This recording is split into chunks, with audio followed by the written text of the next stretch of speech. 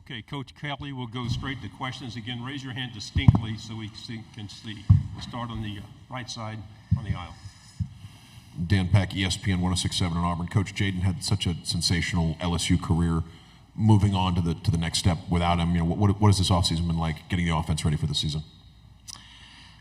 Well, I think we feel really good about the transition to Garrett Nussmeier. He's been with us.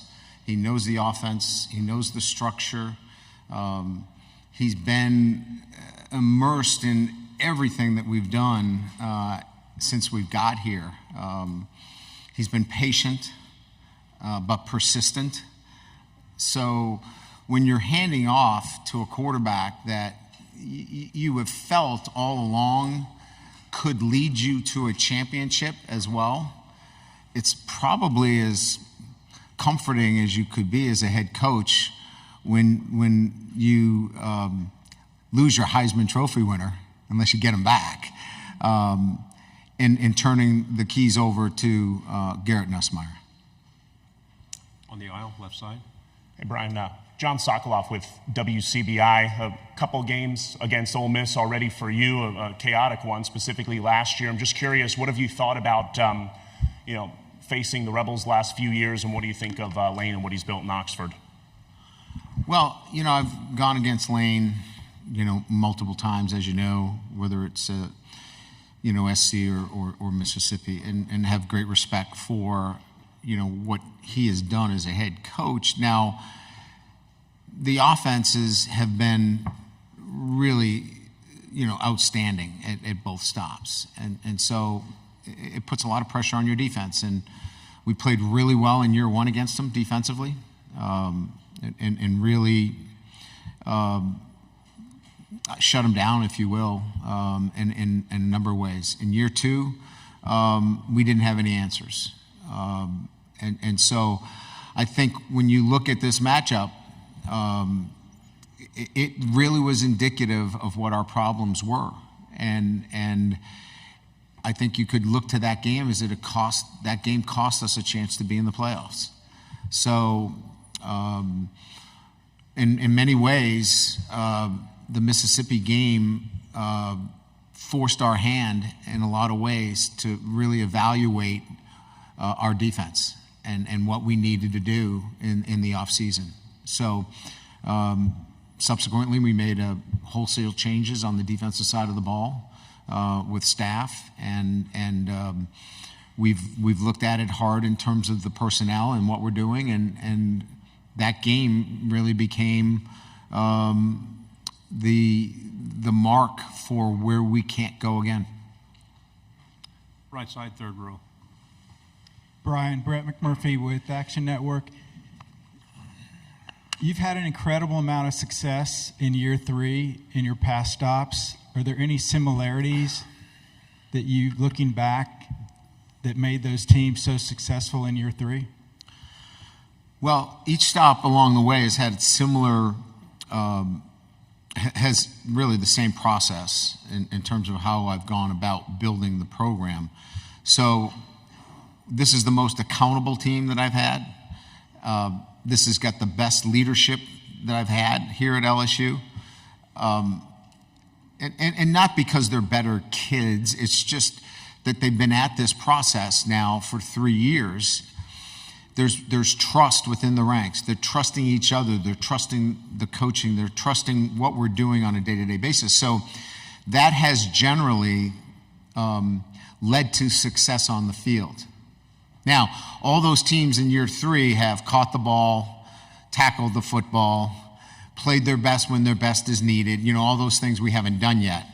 But the similarities are what I've just laid out, is they've been the most accountable, they've been the most trusting, they've had the best leadership, and this team does as well. I know it's before the season, but does this team have some of the characteristics of those other teams? It does. In year three? Yeah, it does. And I guess that's what I was saying, is that this team does, because we're able to see that on a day-to-day basis, even in the off season, because we track all that. So we clearly can see that this football team is on that same track. Left side on the aisle. Tyler Shaw with KBTX at College Station. You've hired Mike Elko on your staff before as a defensive coordinator. Just curious your thoughts on playing against him as a head coach this year and just what, he brings as a coach and, playing Texas A&M. Yeah, Mike is a very so everybody's smart, right? But he's a smart football coach. And when I say smart, I don't mean intellectual, although he's got a degree from an Ivy League school, so we could say intellectual as well. But he's a smart football coach. He understands the game, and he's going to play to his strengths, offense, defense, special teams. I think what makes Mike a really good head coach is that he's not just going to be a defensive coach. He's going to make sure that he oversees all of the units because he knows it goes to winning. And I think that's why Mike's going to do very, very well at A&M. Third row, left side. Bob Ballou, CBS Austin. Texas football's come a long way since you faced them in 15 and 16 at Notre Dame. What makes a school SEC ready, and what are some of the challenges Texas faces and Sark's build to get to this point? Like if you take a snapshot, right? You take the Texas-Alabama game last year and say, well, they're SEC ready, right? I mean, they beat Alabama. But what happens is the guys in the front row that you talked to that year, they graduate. And so in the SEC, it's the ability to fill those seats again the next year. And then it's the ability to play the rigors of an SEC schedule week in and week out. So I think the medal is replacing those guys and then playing the rigors of that schedule week in and week out. So it's not just a snapshot in the SEC. It's really it's a long film. And if you can go through the rigors of an entire schedule, you're SEC ready. In the back on the right. Coach, spoken on defense just a little bit ago. P.J. Woodland, one of your new talents. How has he impressed you, and really what made him so attractive coming out of Oak Grove High School?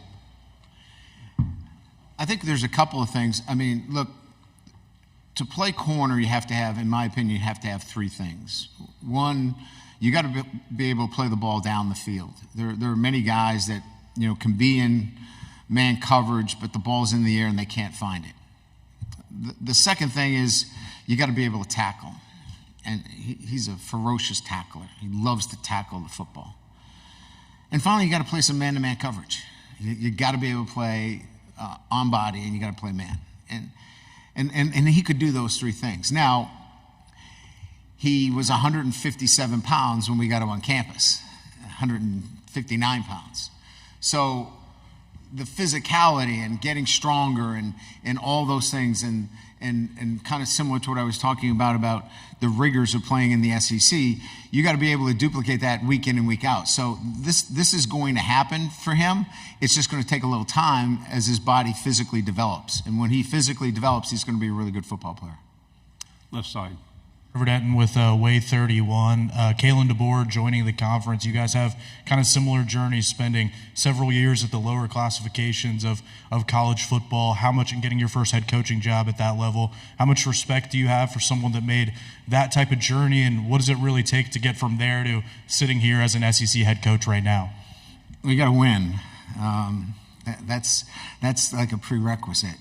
I think, what Kalen has done really well certainly is adapted, to whatever the situation is. And I think the adaptability to whatever his situation is allowed him to continue to progress.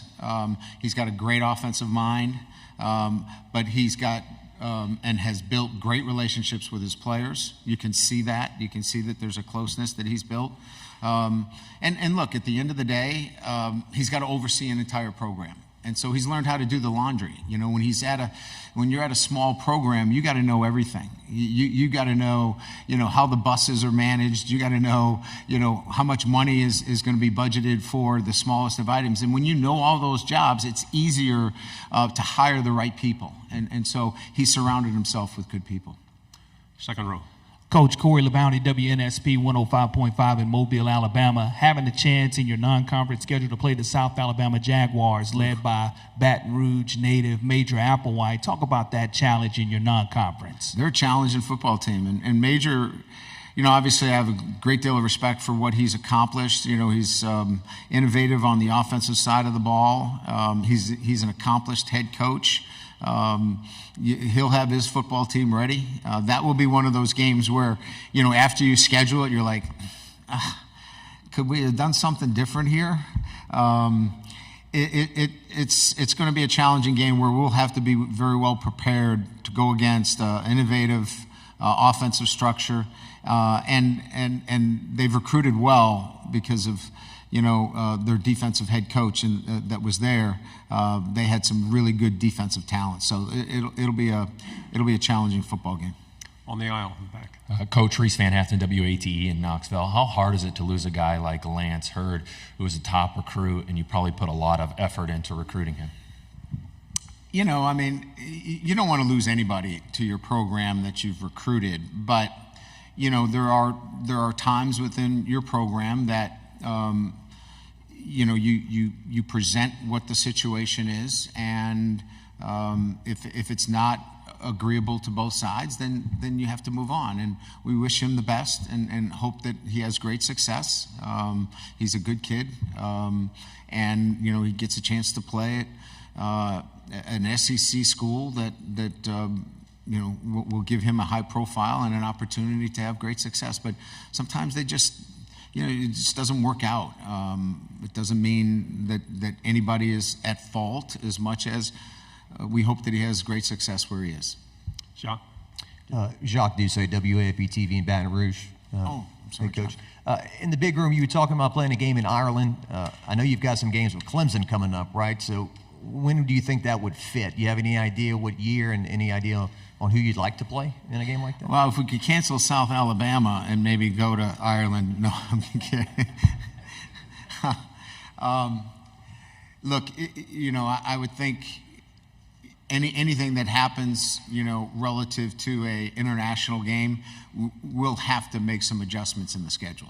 So, and there'll have to be, parties that will agree to some movement on the schedule. So I'm not here to say that this is a done deal, but you're going to have to get a situation where if it's a non-conference opponent, that they're willing to move that game later to accommodate a game that if we wanted to play in Ireland. So there would be more than one party involved if that was to be put together.